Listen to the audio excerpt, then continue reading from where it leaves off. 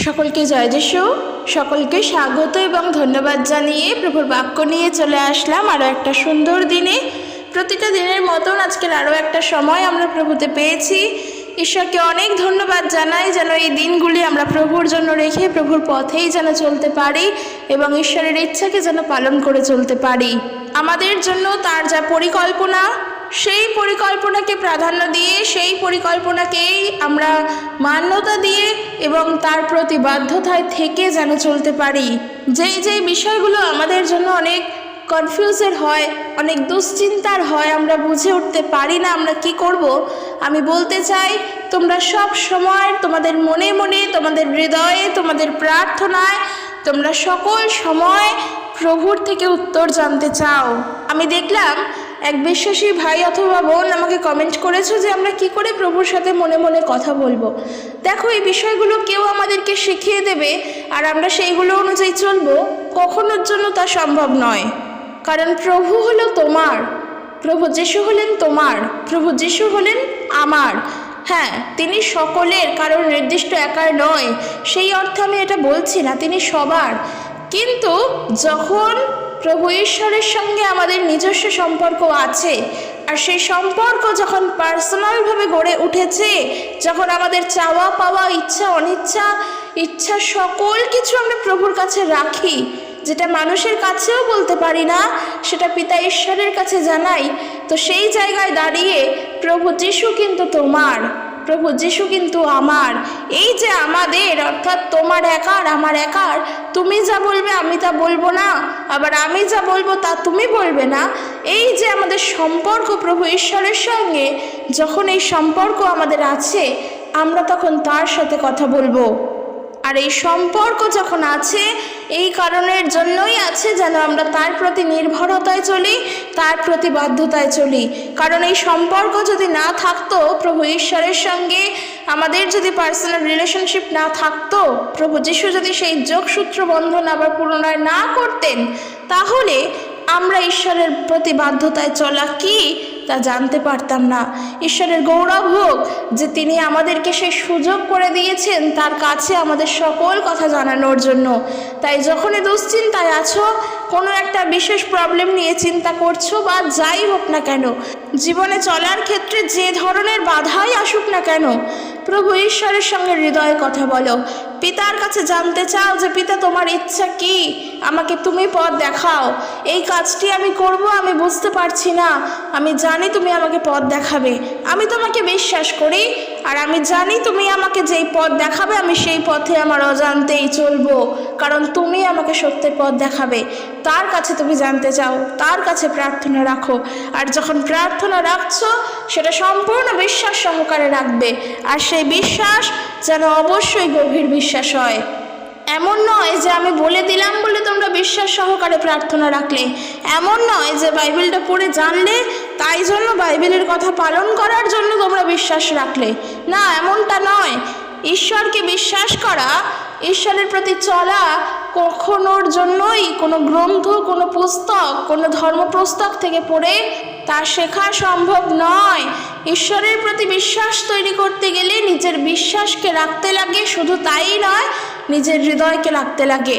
যে হৃদয় থেকে প্রভুর প্রতি সত্য বিশ্বাস আসবে, তাকে জানতে গেলে তাকে বিশ্বাস করতে হয়, তাকে জানতে গেলে তাকে বিশ্বাস করতে হয়। আজকে তুমি যদি বিশ্বাসই না করো যে ঈশ্বরের উপস্থিতি আছে, তাহলে তাকে তো তুমি খুঁজে পাবে না, কারণ তাকে তো তুমি মানছই না, তাকে তো তুমি বিশ্বাসই করো না। তিনি আছে কি নেই তাতে তোমার কি আসে যায়, কিন্তু তাকে যদি তুমি বিশ্বাস করো যে হ্যাঁ ঈশ্বর তো আছে, ঈশ্বর তো আছেন, আমি তাকে জানার চেষ্টা করব, এই বিশ্বাসে যখন আসবে যে ঈশ্বর আছেন, এটা তুমি মানো, প্রভুকে তুমি পাবে, তুমি ঈশ্বরকে পাবে, কারণ তিনি সত্যই আছেন। তাতে তুমি মানো বা না মানো, তার উপস্থিতি কিন্তু বর্তমান, তার অস্তিত্ব কিন্তু আছে। আর যার কারণের জন্য আজকের আমরা তার পথে চলার জন্য এত আগ্রহী, তাকে খোঁজার জন্য, তাকে পাওয়ার জন্য এত ক্ষুধার্ত। একটি ভিডিওর মধ্য দিয়ে আমি বলেছিলাম না যে ঈশ্বরকে জানার ইচ্ছা সকলের, ঈশ্বরকে পাওয়ার ইচ্ছা সকলের। যেহেতু ঈশ্বরকে পাওয়ার ইচ্ছা সকলের, তাই মানুষ তার নিজ অনুসারে সে নিজে যেমন চলে, সে নিজে যেমন করে, সে মনে করে ঈশ্বরও বুঝি তেমন। সে যেমন খাওয়া দাওয়া করে, ঘুমায়, সেও মনে করে যে ওই ঈশ্বরও বুঝি তেমন। কিন্তু আসলে কি সত্যি তাই? ঈশ্বরের তো কোনো কিছুরই অভাব নেই, না তার খাদ্যের প্রয়োজন, না তার ঘুমের প্রয়োজন। তাহলে তার যদি কিছুর অভাবই না থাকে, তাহলে কেন মানুষ শুধু শুধু সেই কাজগুলো করে? বৃথা কেন এইরকমভাবে কাজ করে সময় নষ্ট করে? আজকের ঈশ্বরকে খাবার দেয়, তাকে ঘুম পাড়ায়, তাকে স্নান করায়, এই সকল কিছু করে এটা তো বৃথা সময় নষ্ট হচ্ছে। তার পরিবর্তে তুমি সত্যের পথে চলার চেষ্টা করো, সত্যভাবে পবিত্রভাবে জীবন ধারণ করার চেষ্টা করো। চিন্তা করো যে কিভাবে পবিত্রভাবে চলতে পারবে, কারণ তুমি জেনে রাখো সম্পূর্ণভাবে এটা, ঈশ্বরের কোনো কিছুরই অভাব নেই। এই পৃথিবী এবং তার মধ্যেকার সমস্ত জিনিস ঈশ্বর তিনি আমাদেরকে প্রদান করেছেন, মানুষের জন্য করেছেন, যেন মানুষ তাতে সাহায্য পায়। প্রকৃতি থেকে আমরা অনেক কিছু পাই, এই প্রকৃতি ঈশ্বর সৃষ্টি করেছেন, কাজে ঈশ্বরের কিচ্ছু অভাব নেই। তাহলে কেন আমরা বৃথা জল দিয়ে, খেতে দিয়ে, ফুল দিয়ে, ঘুম পাড়িয়ে, স্নান করিয়ে সময় নষ্ট করছি?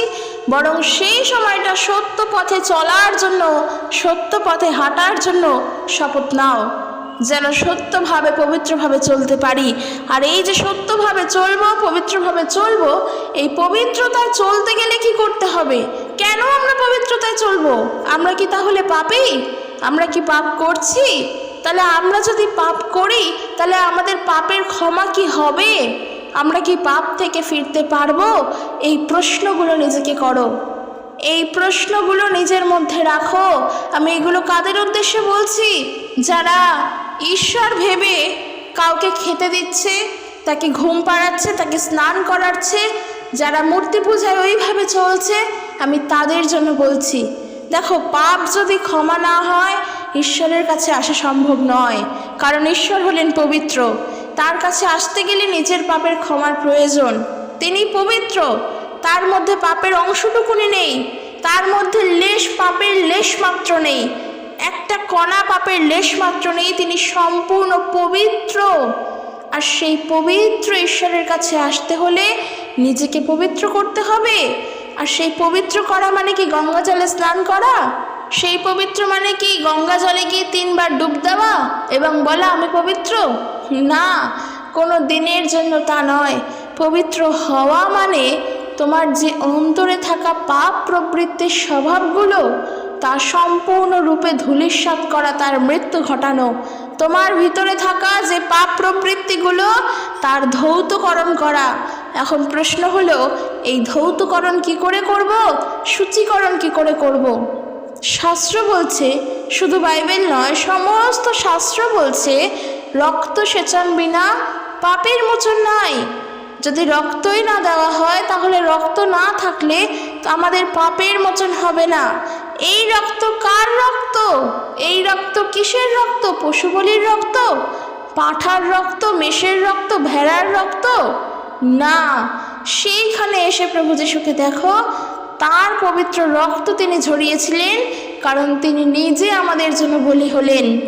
তিনি হলেন একজন মানুষ, তিনি হলেন পবিত্রতম, তিনি হলেন ঈশ্বর। পৃথিবীর ইতিহাস ঘাটো, প্রভু যিশুর কথা পাবে, বাইবেল সে কথা বলছে। তাহলে এইবার আমাকে বলো যে এই এতগুলো বিষয় যে বললাম, এখানে ধর্ম কোথায় আসলো? কোনো জায়গায় গিয়ে কি আমি ধর্মের বিষয় জানালাম? কোনো জায়গায় গিয়ে কি বললাম যে অমুক ধর্মের মানুষই যিশুর কাছে আসবে? কোথাও গিয়ে কিন্তু বললাম না।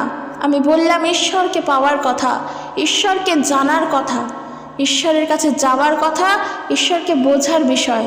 আমি এখানে ঈশ্বরের বিষয় বললাম, এখানে কিন্তু আমি কোনো ধর্মের বিষয় বলিনি। ধর্মে যদি চলো, তাহলে ঈশ্বর থেকে দূরে থাকবে। হ্যাঁ, থাকবে, কারণ তখন তুমি ধর্মের জন্য, তোমার ধর্মের জন্যই তুমি তোমার প্রাণ দিচ্ছ, তখন তুমি ধর্মের জন্য লড়াই করছো। কিন্তু তুমি যদি ঈশ্বরেতে চলতে চাও, তাহলে ধর্মের চিন্তা থেকে বাইরে বেরিয়ে এসো, কারণ ধর্ম ঈশ্বর সৃষ্টি করেননি, ঈশ্বর মানুষকে সৃষ্টি করেছেন। ঈশ্বরের কাজ হলেন মানুষকে সৃষ্টি করা, তারপর মানুষই নিজের সুবিধার মতন কত কিছুকে আজকের বানিয়ে ফেলেছে। সেই কারণের জন্য মাটি দিয়ে মূর্তি তৈরি করে তারা নিজেরাই প্রাণ প্রতিষ্ঠা করে, আবার তাতে নিজেরাই প্রণাম করে। বড়ই অদ্ভুত না বিষয়টা? এই প্রশ্নটা আমার মনে সব সময় আসে এবং এই প্রশ্নটা আমি অনেকবার করিও। আমি এখানে কারোর নিন্দা করছি না, কিন্তু এই প্রশ্নটা আমার আসে। চিন্তা করে আমরা একটু যে ঈশ্বর তিনি আমাদের পৃথিবীতে পাঠালেন, আমাদেরকে সৃষ্টি করে পৃথিবীতে পাঠালেন, আমরা কি করে একটা মূর্তি তৈরি করে তাতে আমরা পুরোহিতের দ্বারা প্রাণ প্রতিষ্ঠা করতে পারি? এই যে প্রাণ প্রতিষ্ঠা, এ তো শুধু ঈশ্বরই করতে পারেন। এ কি মানুষের পক্ষে সম্ভব? জীবন মৃত্যু ঈশ্বরের হাতে, তা কোনো মানুষের হাতে নয়। আর সেই জায়গায় একটা মূর্তিকে আমরা ঈশ্বর বলে তার আরাধনা করছি, তার প্রাণ দিচ্ছি, এটা সম্ভব কখনো? চিন্তা করে দেখি আজকের আমাদের বিশ্বাস কোথায় চলে গিয়েছে। আমাকে একজন কমেন্ট করেছো যে আমাদের কি কি বিষয়ের উপরে বিশ্বাস করতে হবে। প্রথমত ঈশ্বরকে জানার জন্য, আজকের আমার বিষয় এটাই, প্রথমত ঈশ্বরকে জানার জন্য ঈশ্বর আছেন এই বলে আগে বিশ্বাস করতে হবে। অর্থাৎ ঈশ্বরের যে উপস্থিত আছে, অর্থাৎ ঈশ্বর যে এই পৃথিবীতে আছেন, তিনি যে আমাদেরকে সৃষ্টি করেছেন, একজন সৃষ্টিকর্তা, তিনি আমাদের পরিচালনাকর্তা, তিনি যে আছেন, আগে এই বিষয়ে আমাদের বিশ্বাস করতে হবে। কারণ দেখো, তুমি যদি বিশ্বাসই না করো যে ঈশ্বর আছেন বলে, তাহলে আমি তোমাকে যা বলবো তুমি শুনতেই চাইবে না। একটা উদাহরণস্বরূপ বলি, মনে করো আজকে তুমি ক্রিকেট খেলা পছন্দ করো না, তুমি ভালোবাসো না, ক্রিকেট খেলতে তুমি ভালোবাসো না, তোমার ভালোই লাগে না। তোমার কাছে আমি যতই ক্রিকেটের সম্বন্ধে বোঝাই না কেন, তুমি তো শুনবেই না। কারণ ওই কাজটা, ওই খেলাটা তোমার পছন্দই হয় না, ওইটাতে তোমার কোনো ইন্টারেস্টই নেই। তাই আমি তোমাকে বোঝাতে গেলেও তুমি শুনবে না, তুমি বুঝতে চাইবে না, তুমি মানতে চাইবে না। বরং তুমি যেই কাজটা ভালোবাসো, তুমি যেই খেলাটা ভালোবাসো, সেই বিষয় জানার জন্য আরও বেশি আগ্রহী হবে এবং সেই বিষয়ে জানার চেষ্টা করবে। এবং কেউ যদি সেই বিষয় নিয়ে তোমাকে জানায়ও, তুমি তা মন দিয়ে গ্রহণ করবে। ঠিক তেমনই আমি উদাহরণস্বরূপ বলতে চাই, ঈশ্বর যে আছেন, আগে এইটা বিশ্বাস করো যে তোমাকে তিনি সাহায্য করেন, তিনি আছেন, তিনি তোমার সাহায্য করেন, তিনি তোমাকে সকল সময় গাইড করেন, প্রত্যেক দিন তিনি তোমাকে সুন্দরভাবে রেখেছেন, তোমার খাদ্য, অন্ন, বস্ত্র, বাসস্থান তিনি সুন্দরভাবে দিয়েছেন, আর তার জন্য তুমি ভালো আছো। আগে এই বিষয় স্বীকার করো, আগে এই বিষয় বিশ্বাস করো, তাহলে আমি তোমাকে ঈশ্বরের বিষয় বলতে পারবো।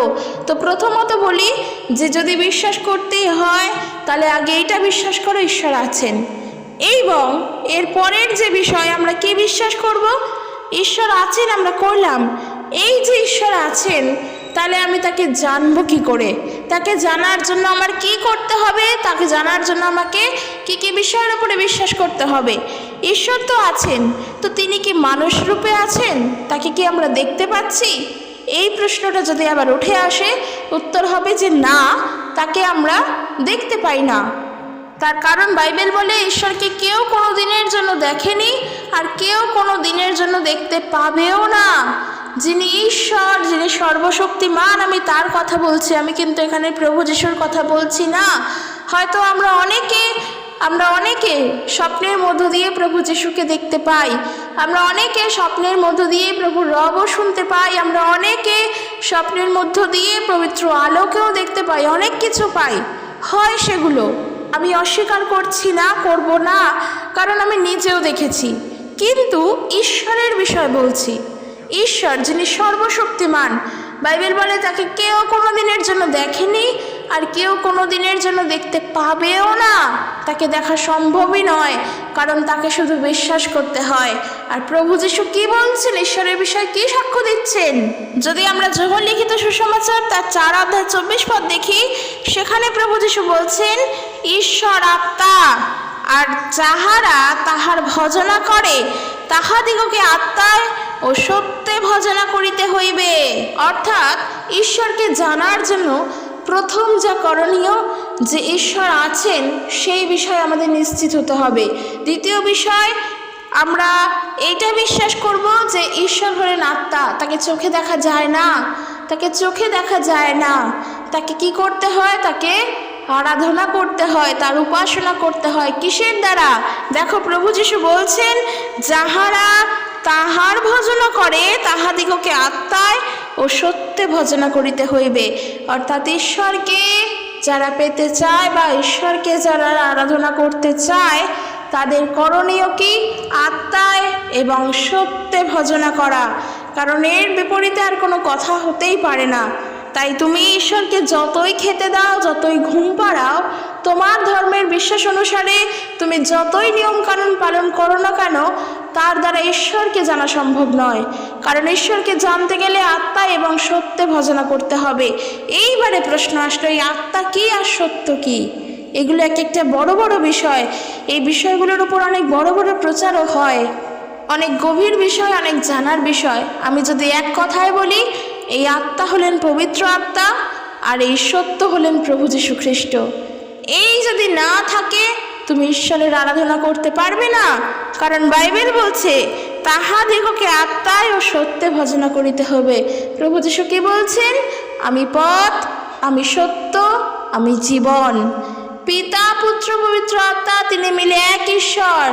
এই ঈশ্বর তোমাকে সকল সময় রক্ষা করেন। তাই তাকে জানার জন্য তুমি সত্যে এবং আত্মায় তার আরাধনা করো। অর্থাৎ সত্য যদি না জানো, সত্যকে খোঁজো।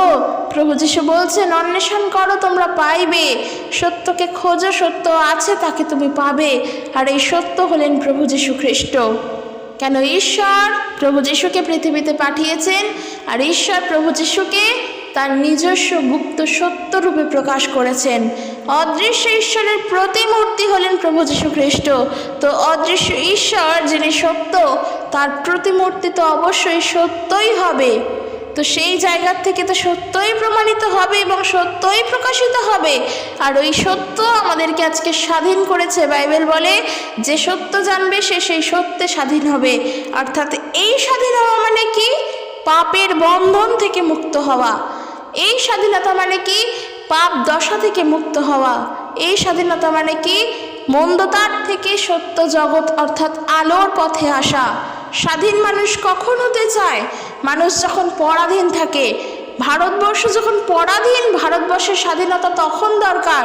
আজকের তোমার জীবনে যে কাজটা আটকে আছে, সেই আটকানো কাজ থেকে তুমি মুক্ত পেতে চাও। কারণ ওই আটক থাকা কাজ তোমাকে অতিষ্ঠ করে তুলছে। আর তার থেকে মুক্ত পেতে চাও, তুমি স্বাধীন হতে চাও। আর ঈশ্বরের কাছে সেই স্বাধীনতা মানে তোমার পাপ থেকে তোমার মুক্ত, সেইখানেই তোমার স্বাধীন। বাক্য বলছে সেই সত্য তোমাকে স্বাধীন করবে। অর্থাৎ সেই সত্য হলেন যীশু খ্রিস্ট। আর আত্মার বিষয়ে যা বলছে, সেই আত্মা হলেন পবিত্র আত্মা। প্রভু যীশু যাকে আমাদের কাছে উপহার স্বরূপ দিয়েছে। অর্থাৎ ঈশ্বর যে আত্মা, তা তুমি বিশ্বাস করো।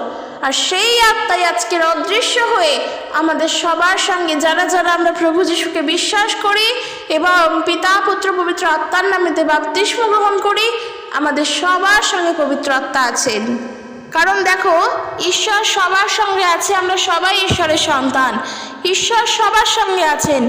প্রভু যীশুর কথা বললেও সবাই বিশ্বাস করে, কিন্তু পবিত্র আত্মার বিষয়ে যদি কাউকে বলি, সে যদি না জানে, সে মানতে চাইবে না। তাই তার আগে জানা প্রয়োজন। আর বাইবেল বলছে, সেই ঈশ্বরের আরাধনা করো সত্য এবং আত্মার দ্বারা। যারা সেইভাবে করে, ঈশ্বরকে তারা জানতে পারে।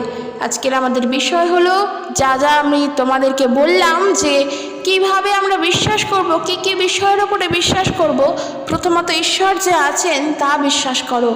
দ্বিতীয়ত, এই ঈশ্বর কিভাবে আছেন? তিনি আত্মা আছেন আমাদের সঙ্গে। তিনি আত্মা স্বরূপ, তিনি আত্মা হয়ে আছেন। অর্থাৎ সেই পবিত্র আত্মা আমাদের সঙ্গে আছে। যারা যারা প্রভু যীশু খ্রিস্টকে বিশ্বাস করে, যারা বাপ্তিস্ম গ্রহণ করেছে, সবার সঙ্গে পবিত্র আত্মা আছে। তৃতীয়ত, আমরা যারা ঈশ্বরের আরাধনা করতে চাই, আমরা কিভাবে করব? আমরা আত্মা এবং সত্যে আরাধনা করব। আর তার জন্য আমাদের জানা দরকার প্রভু যীশুকে। তার জন্য আমাদের জানা দরকার প্রভু যীশুর বিষয়ে। কোনো রকমের তর্ক বিতর্ক দ্বন্দ্বের মধ্যে গিয়ে না গিয়ে সত্য হৃদয় নিয়ে প্রভু যীশুকে জানার চেষ্টা করো। আমাদের সমস্যাটা হয়ে যায়, আমরা বড্ড ভেদাভেদ করি। হ্যাঁ, একজন আমাকে কমেন্ট করেছে, আমি দেখেছি। সত্যি তিনি বলেছেন যে ভেদাভেদ থাকবেই। আলো যখন আছে, অন্ধকার যখন আছে, এই আলো আর অন্ধকারের মাঝে ভেদাভেদ থাকবেই। এই ভেদাভেদ কোনো কালের জন্য যাবে না। আর ভেদাভেদ যদি চলেই যায়, তাহলে সমস্যা আছে। একদমই ঠিক কথা, আমিও তাই বিশ্বাস করি। ভেদাভেদ ছিল, আছে, থাকবে। কিন্তু আমরা যেন ভেদাভেদ না করি।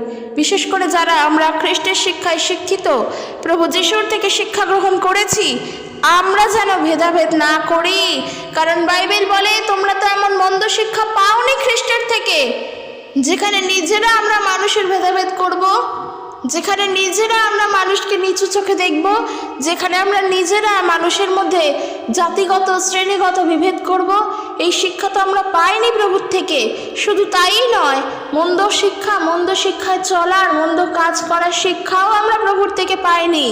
তাই আমরা যে শিক্ষা খ্রিস্টের থেকে গ্রহণ করি প্রতি মুহূর্তে, সেই শিক্ষায় যেন চলতে পারি। কারণ তিনি আমাদেরকে শিক্ষা দেন, তিনি আমাদের টিচার, তিনি আমাদের মেন্টর, তিনি আমাদের ফাদার, তিনি আমাদের সব কিছু। তিনি আমাদেরকে শিক্ষা দেন, আমরা তার শিক্ষায় চলি। তাই আমাদের মধ্যে যেন ভেদাভেদ না থাকে। যারা যারা প্রভুর কাছে আসবে তারা সবাই আসবে, কারণ খ্রিস্টের দ্বার সকলের জন্য খোলা, সকলের জন্য খোলা। যার ইচ্ছা সে আসবে, যার ইচ্ছা হবে না সে আসবে না, কিন্তু আমরা কাউকে জোর করব না। দ্বিতীয় বিষয়, আমরা যদি ঈশ্বরের বিষয়ে জানার চেষ্টা করি, বা আমাকে যিনি কমেন্ট করেছিলেন, বা আমি যে বিষয়টা নিয়ে বললাম যে কী কী বিষয়ের উপরে আমরা নির্ভর করব বা কী কী বিষয়ের উপরে আমরা বিশ্বাস করব, আমি তা বলে দিলাম। প্রথমত, ঈশ্বরকে কিভাবে জানতে হয়, তিনি যে আসলে কে, তিনি যে আসলে কি, আগে এই বিষয়ে জানার চেষ্টা করো। এই বিষয় খুঁজতে খুঁজতেই অনেক গভীরে পৌঁছে যাবে। ঈশ্বরকে কিভাবে জানবো, তার আরাধনা করব কি করে, প্রকৃত আরাধনা কি, প্রকৃত ভজন কি, সেগুলো আগে জানার চেষ্টা করো। সেইগুলো যেন জানি, কারণ আমরা যেই রকম পরিবেশে বাস করি, যেই কালচারে আমরা চলছি, ঈশ্বর বিষয়ে আলোচনা কম, অন্যান্য সকল বিষয়ে আলোচনা সব থেকে বেশি হয়। যিনি আমাদের প্রকৃত পিতা, যিনি আমাদের অন্নদাতা, যিনি আমাদের রক্ষাকর্তা, যিনি আমাদের পরিচালনাকর্তা, তাকে নিয়ে আলোচনা কম হয়, আর সমস্ত বিষয় নিয়ে আলোচনা হয়। তো আমাদের সেই জায়গা থেকে আমাদের দেখতে হবে যেন আমরা ঈশ্বরের বিষয়ে নতুন চিন্তাধারা এগিয়ে যেতে পারি, আমরা যেন প্রভুর চিন্তাধারা এগোতে পারি। এই জগতের চিন্তাধারা যেন না থাকে আমাদের মধ্যে। কারণ এই জগৎ শুধুমাত্র ধর্মের নামে দোহাই দিয়ে, ধর্মের নামে কাজ করে এগিয়ে চলছে, কিন্তু ঈশ্বরকে জানার জন্য ধর্মের প্রয়োজন পড়ে না। ঈশ্বরকে জানতে গেলে কোনো ধর্মের দরকার লাগে না। আজকে ধর্মের নামের ভেদাভেদ মানুষ এখনও করে চলেছে, চিরটা কাল করবে। কিন্তু বিশ্বাস করো, ঈশ্বরকে জানো ধর্মের দ্বারা নয়, ঈশ্বরকে জানো, কোনো গুরুদেবকে নয়। আমি বলছি না প্রভু যিশুকেই আগে জানো, আগে ঈশ্বরকে জানো। কেন বলছি? কারণ ঈশ্বর হলেন সর্বশক্তিমান। তিনি কে, সেই পরমেশ্বরকে, তাকে জানার চেষ্টা করো। এবং তাকে যখন জানতে পারবে, আশা রাখবো, বিশ্বাস করি, প্রভু যিশুকে জানবে, একবার হলেও জানবে। কারণ সেই পিতা পরমেশ্বরের পুত্র, প্রিয় পুত্র হলেন প্রভু যিশু খ্রিস্ট। কারণ প্রভু যিশুর যখন বাপ্তিস্ম হয়, প্রভু যিশু যখন জলে ডুবে দীক্ষা নেন, যখন তিনি জল থেকে ওঠেন, তখন স্বর্গ থেকে দৈববাণী হয়, ইহাই আমার প্রিয় পুত্র, ইহাতেই আমি প্রীত। কাজেই প্রভু যিশু যে স্বর্গস্থ পিতার প্রিয় পুত্র, আর সেই প্রিয় পুত্র অর্থাৎ সেই সন্তান হলেন প্রভু যিশু, তাকে তো আমরা জানতে পারবোই যখন আমরা পিতাকে জানবো। তাই সেই পিতাকে জানার চেষ্টা করো, সেই পিতাকে খোঁজার চেষ্টা করো। তিনি পরমেশ্বর, তাকে চোখে দেখা যায় না, তাকে শুধু বিশ্বাস করতে হয়। আর তিনি আমাদের থেকে দূরে নন। আমরা কি করি? আমরা ঈশ্বরকে পাওয়ার জন্য হাতড়াই, অন্ধের মতন হাতড়াই। উদাহরণস্বরূপ বলি, আজকের একটা কয়েন, মনে করো তোমার একটা পয়সার কয়েন একটা অন্ধকার ঘরে পড়ে গেছে। এবার সারা ঘর অন্ধকার থাকা সত্ত্বে তুমি তো হাতড়েই চলেছো, কোথায় পাবে কয়েনটা, দেখতে পারছো না তো, অন্ধকার তো সারাটা ঘর। আর যখন লাইটটা জ্বালালে, তখন নির্দিষ্ট জায়গায় দেখতে পালে কোথায় পড়ে আছে কয়েনটা, তারপর তুমি কয়েনটা নিলে। ঠিক সেই মতন ওই লাইটটা আমাদের জ্বালা দরকার জীবনের জন্য, ওই অন্ধকারটা আমাদের চোখের সামনে থেকে সরানো দরকার সেই সত্যকে পাওয়ার জন্য। তবে এই লাইট কোথা থেকে জ্বলবে, এই লাইট কিভাবে জ্বলবে, এই অন্ধকার কিভাবে ঘুচবে? প্রভু যিশু কে? প্রভু যিশু হলেন জগতের জ্যোতি। তার আলো যখন আমাদের হৃদয়ে এসে পড়বে, সেই অন্ধকার থেকে আমরা বেরোতে পারবো।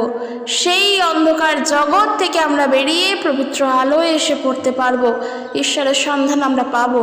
ঈশ্বর কিন্তু তোমার কাছেই। তুমি যখন লাইট জ্বালিয়ে কয়েনটা খুঁজে পাবে, দেখবে পায়ের সামনেই পড়েছিল, কিন্তু খুঁজে পাচ্ছিলেন না। এটা হয়েই থাকে। এটা এমন নয় যে আমি বিষয়টা বলার জন্যই উদাহরণটা দিলাম, এটা আমার মন গড়া উদাহরণ। হ্যাঁ, অবশ্যই উদাহরণটি মন গড়াই, কিন্তু এই ঘটনা ঘটেই থাকে। কাছে থাকে জিনিসপত্র, সামনে থেকেও খুঁজে পাই না, এই জিনিসটা হয়ই। কিন্তু যেটা বললাম, ওই লাইট জ্বালাটা আমাদের জীবনের জন্য দরকার, প্রত্যেকটা মানুষ আজকের পৃথিবীবাসীর জন্য দরকার। যদি ওই লাইট আমাদের হৃদয়ে চলে যায়, অন্ধকারগুলো ঘুচে যাবে, ওই অন্ধকার আর থাকবে না। তাই ওই পবিত্র আলো আমাদের জীবনের জন্য প্রয়োজন। আর প্রভু যিশুর বাক্য বলে, প্রভু যিশুই হলেন জগতের জ্যোতি।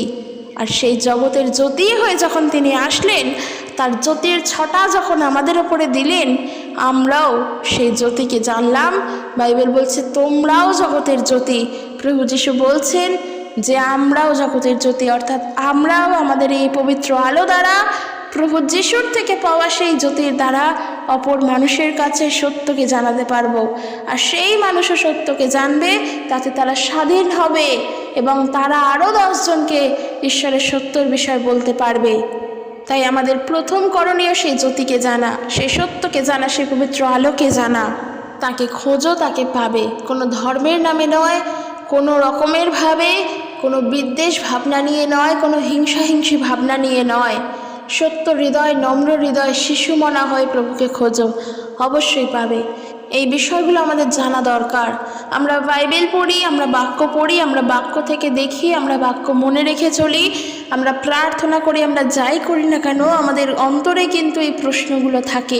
অনেক মানুষ আছেন যাদের হৃদয়ে এই প্রশ্নগুলো থাকে, আর সেই প্রশ্নগুলোর উত্তর হয়তো আমরা পাই না, আমরা খুঁজি। তাই যখন আমরা খুঁজি, তখন আমাদের প্রয়োজন তার উত্তর পাওয়া। আমি চেষ্টা করলাম তোমাদের কাছে বলার, দেখো, প্রার্থনা করছো, বাইবেল পড়ছো, বাক্য পড়ছো, বাক্য মনে রাখছো, সবটাই করছো।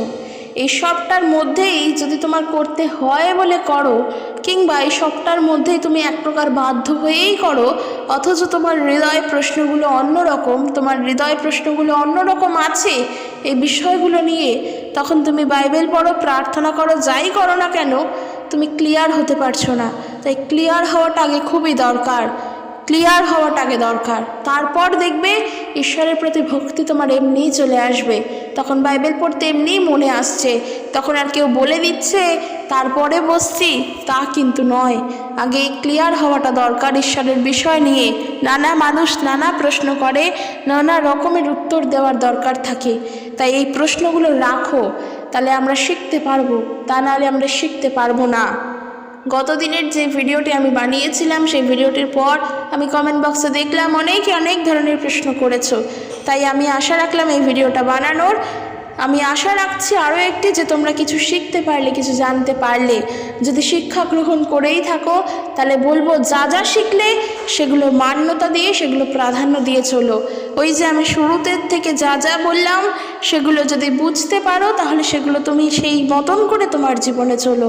তোমার আমারকে জানানোর দরকার নেই, তুমি নিজে চলো। প্রভু তোমাকে একা দেখছেন। তুমি আমাকে জানালে তাতে ঈশ্বরের কিছুই হলো না, তাতে আমারও কিছু হলো না, তোমারও কিছু হলো না। বরং যা যা শিক্ষা গ্রহণ করলে সেই শিক্ষা অনুসারে জীবনে চলো এবং ঈশ্বরের গৌরব করতে করতে চলো। তাতে প্রভুর গৌরব হবে, তাতে প্রভুর প্রশংসা হবে। আর বাইবেল বলে কি, আমরা বাক্যে কার্যে যাই করি না কেন যেন প্রভু যিশুর নামেতে করি, তার গৌরবের জন্য করি। তাই খ্রিস্টের থেকে যা শিখছি তা যদি পালন করে চলতে পারি, তাহলেই কিন্তু আমরা ঈশ্বরের ইচ্ছাকে প্রাধান্য দিয়ে চলবো, তাহলেই আমরা ঈশ্বরের প্রতি বাধ্যতায় চলবো, আমরা তার বাধ্যতায় জীবন কাটাবো। এই যে বাধ্যতায় জীবন কাটানো, পৃথিবীতে তিনি আছেন আমাদের সঙ্গে প্রত্যেক মুহূর্তে। সেই কারণের জন্যই আমরা বাধ্যতায় জীবন কাটাতে চাই। তিনি যদি না থাকতেন, তাহলে আমরা কার শিক্ষায় চলতাম? তিনি যদি না থাকতেন, আমরা তো সেই হারানো মেষের মতনই ঘুরতাম। তিনি যদি আমাদেরকে এসে না চাইতেন, আমরা তো সেই হারানো মেষই হয়ে ঘুরতাম, সেই হারানো মুদ্রাই থেকে যেতাম, হারানো পুত্রই থেকে যেতাম। তিনি আসলেন, তিনি এসে আমাদের মনোনীত করে বেছে নিলেন বলেই তো আমরা পুনরায় তার কাছে আসলাম। সত্যিই তাই। প্রভু ঈশ্বরের গৌরব হোক, যেন আমরা তার পথে থেকেই সারা জীবন চলতে পারি। কারণ মানুষ প্রভু যিশুতে আসার পরেও, তারপরেও তারা প্রভুর পথকে পরিত্যাগ করে।